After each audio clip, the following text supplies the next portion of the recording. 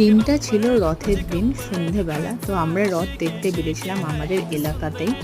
এখানে আমরা টোটাল 3টে রথ দেখেছিলাম, আর ব্যান্ড পার্টির সাথে এত পরিমাণে ভিড় ছিল যে তোমাদেরকে ভালো করে রথটা দেখাতেই পারলাম না। তো তারপরে আমরা চলে গেছিলাম আমার ছেলের স্কুলের এক বান্ধবীর জন্মদিনে। তো ওখানে যেতে যেতে অনেকটাই রাত হয়ে গেছিলো, ওদের অলরেডি কেক কাটা কমপ্লিট হয়ে গেছিলো। তো আমরা যখন গেছিলাম তখন অনেকজনের খাওয়া দাওয়া প্রায় কমপ্লিট হয়ে গেছে। তো আমাদের সামান্য কেক আর কিছু চিকেন পকোড়া, কোল্ড ড্রিঙ্কস খেয়ে আমরা ডাইরেক্ট ডিনার করতে বসে যাই। তারপরে বাবান তো যেতেই চাইছিল না, ওর স্কুলের বন্ধুদের সাথে খেলেই যাচ্ছিল। আর ওর বাড়িটা আমাদের বাড়ি থেকে বেশি দূরে নয়, আমাদের বাড়ির কাছে, আমাদের বাড়ি থেকে 5 মিনিটের ডিস্টেন্স। তো এই হচ্ছে সে বার্থডে গার্ল, পিঙ্ক কালারের ড্রেস পরে দাঁড়িয়ে আছে। তো খুবই কিউট, আমি প্রথম দেখলাম, কারণ আমি তো বাবানকে স্কুলে দিতেও যাই না, আনতেও যাই না।